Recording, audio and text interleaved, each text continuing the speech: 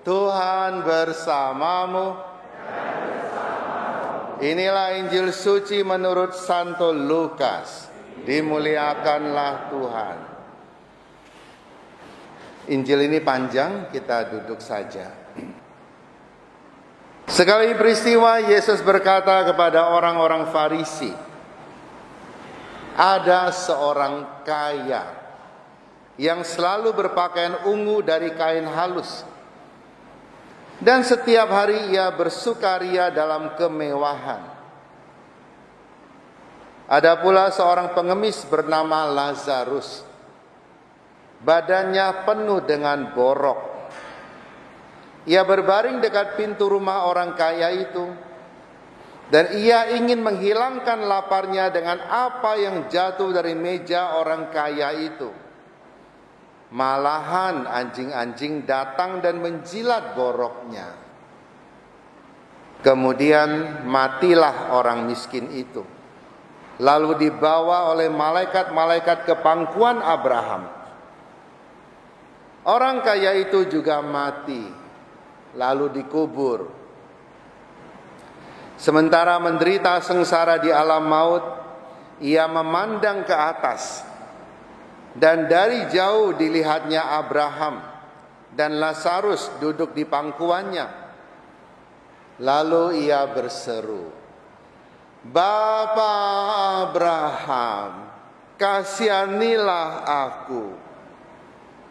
Suruhlah Lazarus supaya ia mencelupkan ujung jarinya ke dalam air dan menyejukkan lidahku, sebab aku sangat kesakitan dalam nyala api itu." Tetapi Abraham berkata, "Anak, ingatlah engkau telah menerima segala yang baik semasa hidupmu, sedangkan Lazarus segala yang buruk. Sekarang di sini dia mendapat penghiburan, dan engkau sangat menderita. Selain itu, di antara kami dan engkau terbentang jurang yang tak terseberangi, supaya mereka yang mau pergi dari sini kepadamu, atau mereka yang mau datang dari situ kepada kami, tidak dapat menyeberang." Kata orang itu, "Kalau demikian, aku minta kepadamu Bapa, supaya engkau menyuruh dia ke rumah ayahku, sebab masih ada 5 orang saudaraku, supaya ia memperingatkan mereka dengan sungguh-sungguh, agar mereka kelak jangan masuk ke dalam tempat penderitaan ini." Tetapi kata Abraham, "Mereka memiliki kesaksian Musa dan para nabi. Baiklah mereka mendengarkannya." Jawab orang itu, "Tidak, Bapak Abraham. Tetapi jika ada seorang yang datang dari antara orang mati kepada mereka, mereka akan bertobat." Kata Abraham kepadanya, "Jika mereka tidak mendengarkan kesaksian Musa dan para nabi, mereka tidak juga akan mau diyakinkan, sekalipun oleh seorang yang bangkit dari antara orang mati."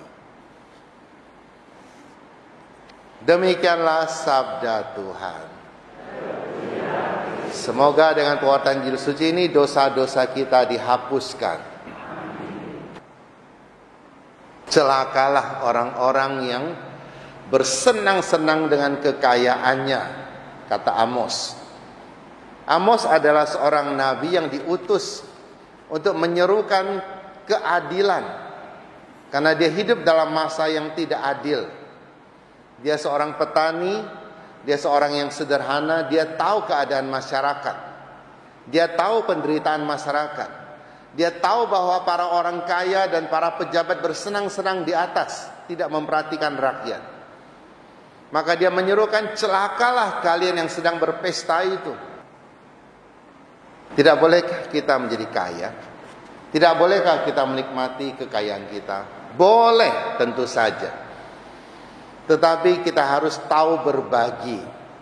Kenapa harus berbagi? Sebab yang kita nikmati itu bukan milik kita.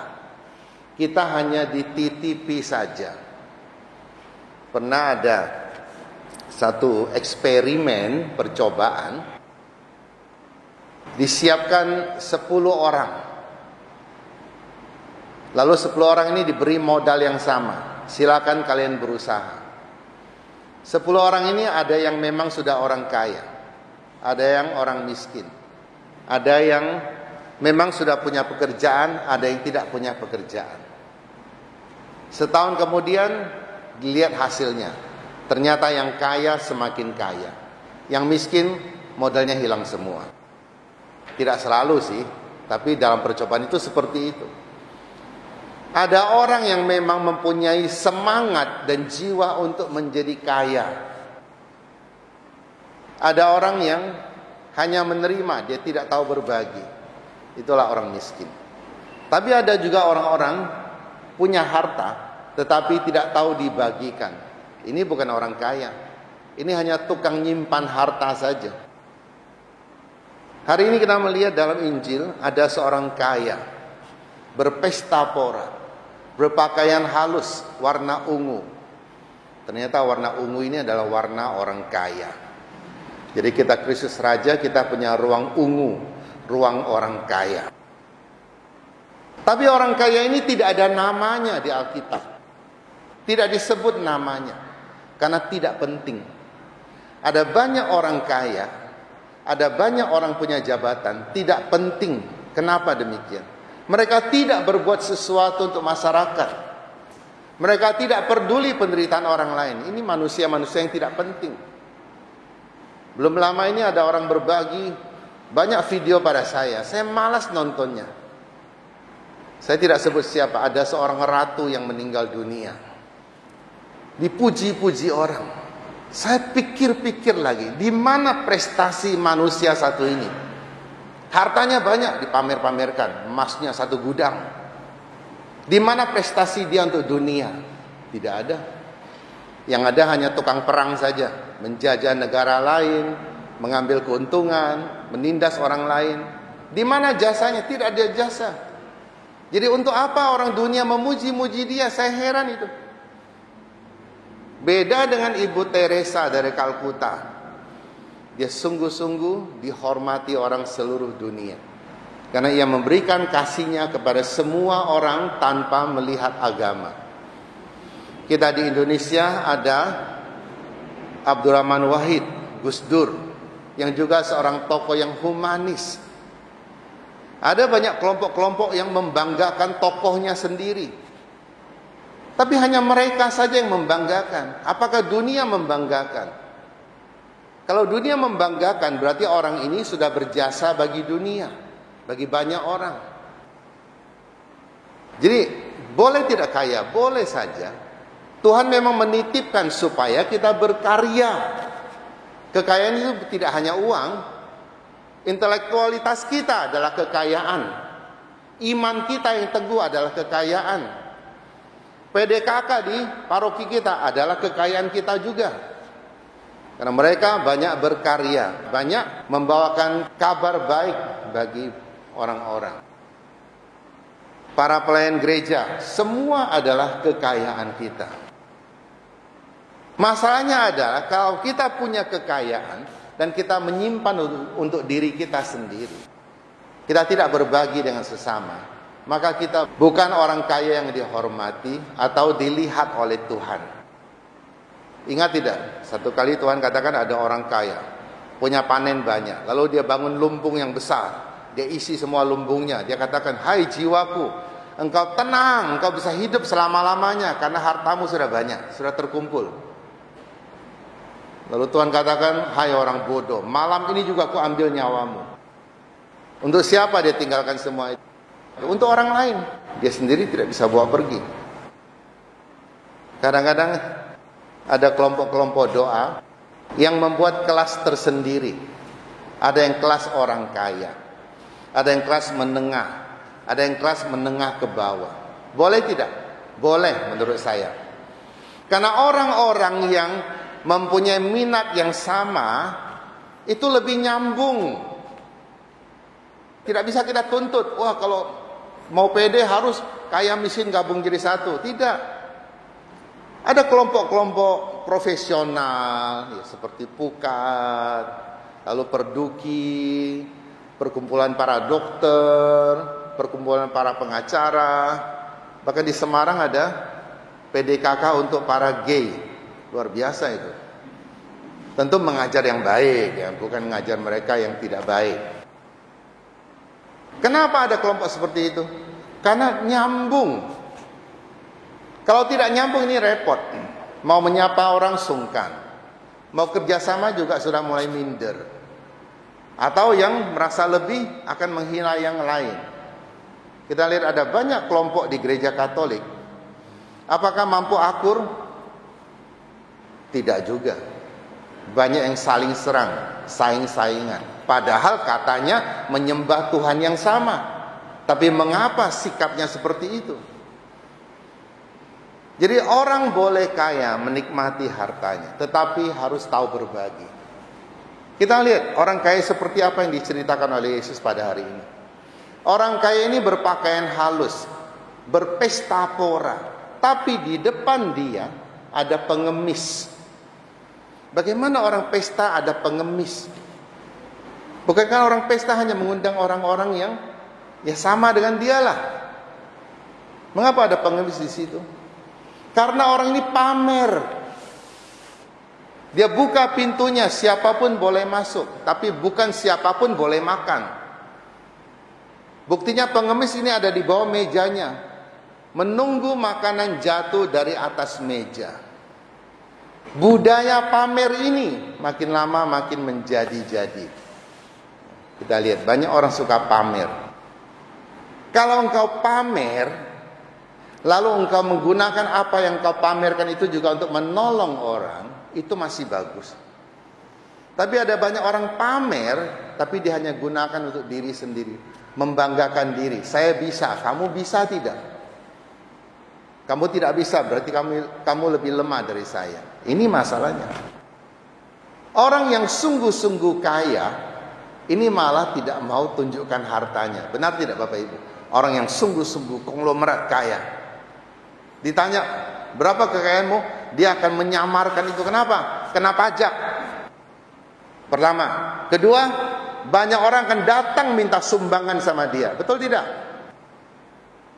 Di gereja Katolik juga, kalau ada orang sudah memberikan sumbangan, dimintai sumbangan, dia kasih sumbangan besar, saya jamin di hidupnya tidak akan tenang lagi. Nanti dia akan terus didatangi. Karena itulah di paroki kita ini, saya tidak minta sumbangan.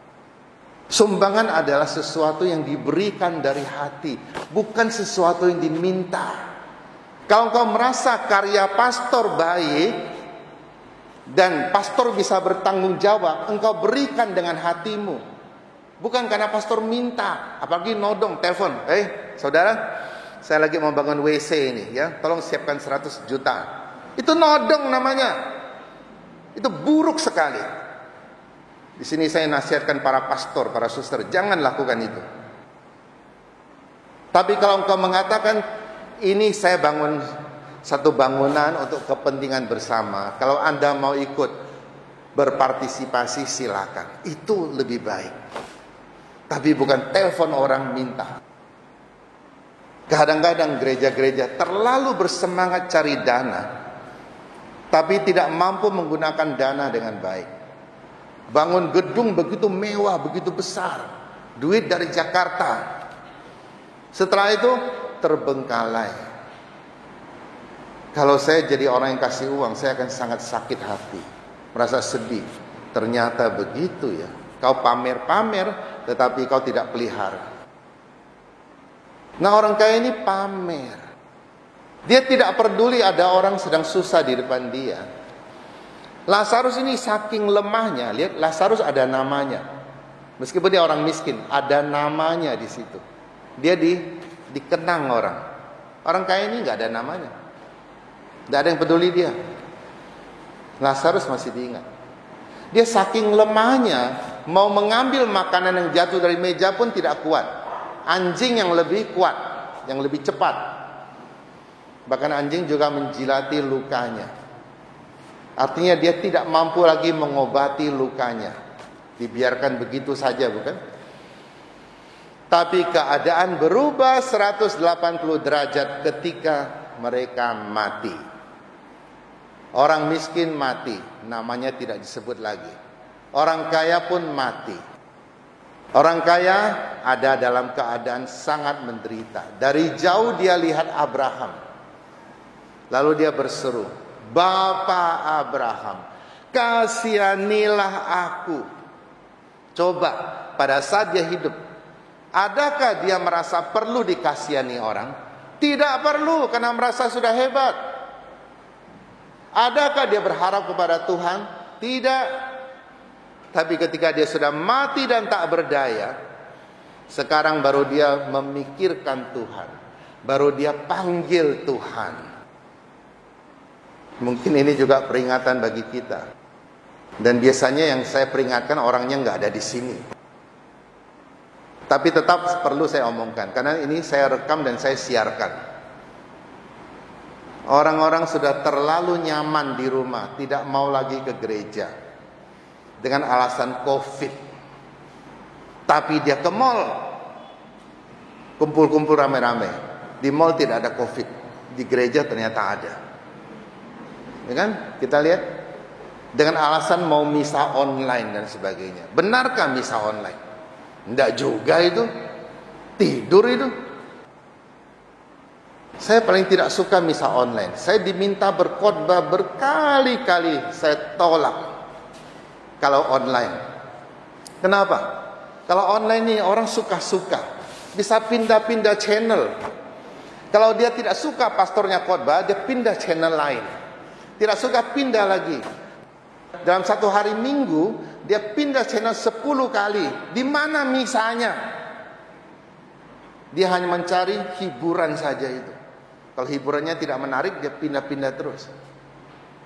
Maka saya menghimbau umat, datanglah, misalah di gereja.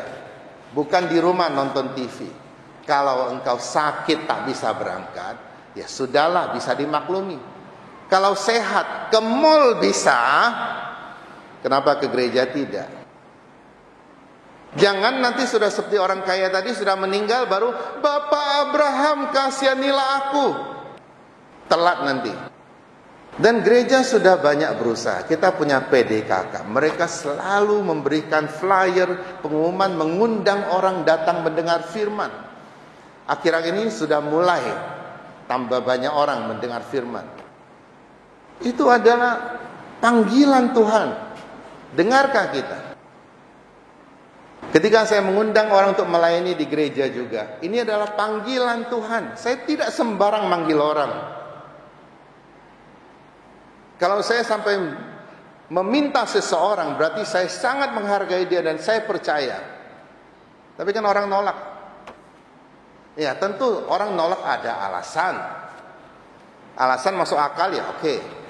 Kadang-kadang alasan tidak masuk akal. Alasan, saya belum kudus, saya belum pantas.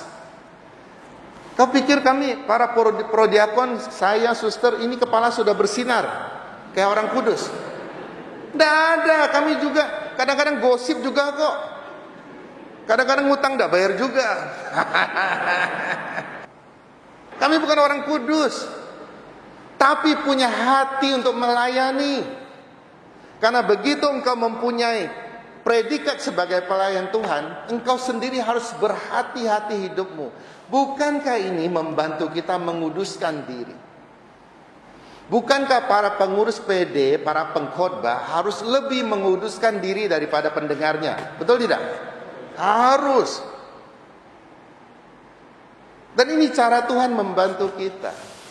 Saya bukan marah ya. Meskipun suara keras. Jadi dia bersuruh Bapak Abraham. Waktu hidup dia tidak peduli. Suruhlah Lazarus datang, mencelupkan jarinya dengan air, kemudian kasih saya minum. Abraham katakan, engkau sudah menikmati semua kesenangan di dunia. Lazarus tidak. Sekarang Lazarus menikmati kesenangan, kau yang menderita. Ketika dia punya kesempatan membantu Lazarus, adakah dia menyentuh Lazarus? Tidak, dia tidak peduli. Tapi sekarang ketika dia menderita, dia baru minta Lazarus datang, mau membangun relasi dengan Lazarus, tapi telat. Telat ini adalah satu penyesalan yang sangat dalam. Sampai-sampai Panbers menciptakan lagu, terlambat sudah kau datang padaku. Telat. Telat misa saja masih maju ke depan terima komuni. Ya, pastor tidak bisa mencegah lah. Itu harus tahu-tahu diri sendiri. Firman Tuhan tidak dengar, khotbah tidak dengar, persembahan tidak ikut, terima komuni lagi. Pastor ya tidak mungkin, kamu tadi telat, tidak boleh. Ya tidaklah. Saya tidak akan mempermalukan orang seperti itu, tapi tahu dirilah. Pernikahan tidak beres. Pernikahan sendiri tidak dijaga, lalu bikin hubungan yang baru lagi. Itu juga datang terima komuni. Hati-hati. Pastor tidak bisa mencegah. Tuhan tahu apa yang kau buat. Engkau menyambut yang kudus dengan badan yang tidak kudus, dengan jiwa yang tidak kudus. Kalau hanya berpisah dengan pasangan, engkau tidak bangun hubungan yang baru, boleh terima komuni. Karena engkau hanya berpisah. Meskipun ada surat cerai dari catatan sipil, gereja tidak pernah mengakui itu. Karena yang dipersatukan Allah tidak boleh diceraikan manusia. Tapi kalau manusia hidup terpisah, boleh. Kenapa? Karena kalau dia bersama-sama, itu seperti anjing ketemu kucing. Wah, cakar sana, cakar sini. Nah, lebih baik tinggal terpisah saja. Tapi bukan berarti tinggal terpisah lalu boleh membangun hubungan baru. Berteman boleh, tapi jangan jadikan yang kedua itu sebagai hubungan yang diberkati oleh Tuhan. Tuhan tidak akan memberkati itu. Dan jangan terima komuni kalau itu sudah terjadi. Kalau memang tidak tahu ya, apa boleh buat. Saya sudah kasih tahu hari ini. Dengar baik-baik. Biasanya yang saya kasih tahu tidak datang orangnya. Inilah masalahnya. Nah, tolonglah kalian kasih tahu. Ya, ada manusia model begitu, kasih tahu. Kalau tetap bandel, urusan dia dengan Tuhan. Jadi orang ini tidak peduli dengan orang sekelilingnya. Sekarang minta bantuan. Abraham katakan, kami tidak mungkin datang ke tempatmu, engkau tidak mungkin datang ke tempat kami. Kita sudah finish, sudah terpisah oleh jurang. Jadi orang meninggal sudah selesai. Masih untung Bapak Gereja mengajar pada kita, orang Katolik. Setelah meninggal pun Tuhan masih berbelas kasihan kepada orang yang ada di api penyucian. Ingat, api penyucian, bukan yang di neraka. Loh, pastor, bagaimana saya tahu orang tua saya, saudara saya sudah di neraka atau di surga atau di api penyucian? Saya kan tidak tahu. Asal engkau berdoa, kalau dia memang di api penyucian, dia akan dibantu dilepaskan dari situ. Tapi kalau dia sudah di neraka, doamu akan kembali kepada orang lain yang memerlukan doamu. Karena itulah mengapa orang Katolik masih berdoa bagi orang yang meninggal. Karena orang meninggal ini bukan hilang, dia masih ada. Jangan percaya pada orang yang mengatakan bahwa orang meninggal sudah selesai, tidak ada lagi. Ada. Lebih-lebih orang yang mempunyai hubungan baik dengan kita. Masa dia hilang begitu saja? Lalu orang ini berkata, kalau memang Lazarus tidak bisa datang, tolong utus dia kepada saudara-saudara saya. Masih ada 5 orang, hidup mereka seperti saya. Lihat orang ini, waktu hidup tidak peduli Tuhan, tidak peduli akan pewartaan Injil. Sekarang dia mau menginjil. Cuma karena dia tidak bisa, dia minta Lazarus yang menginjil, datang menginjili saudara-saudaranya. Penyesalan yang paling besar adalah penyesalan karena kita sudah tidak mampu untuk memperbaiki. Itu penyesalan paling besar. Dia sekarang mau menjadi pewarta coba. Tapi sudah telat. Abraham katakan cukuplah bagi mereka nasihat-nasihat dari Musa, dari Alkitab, dari misa di gereja, dari khotbah pastor, khotbah dari para pewarta, sudah cukup. Di sini juga saya mengaturkan banyak terima kasih dan penghargaan setinggi-tingginya kepada para pengurus lingkungan yang sudah mengadakan pertemuan BKSN dengan setia 1 bulan sampai 4 kali dengan setia mengumpulkan umat untuk BKSN. Terima kasih Anda sudah berusaha membawa banyak orang untuk mendengarkan firman Tuhan. Inilah pewartaan yang tidak telat.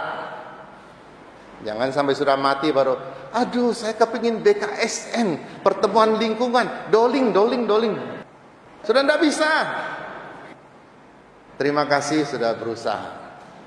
Dan ini himbauan gereja. Itu cara gereja membimbing kita. Dia katakan, tidak, kalau ada orang mati bangkit datang pada saudara saya, pasti mereka kaget dan mereka akan menerima. Tidak bisa, kata Abraham. Kami tidak mungkin datang lagi.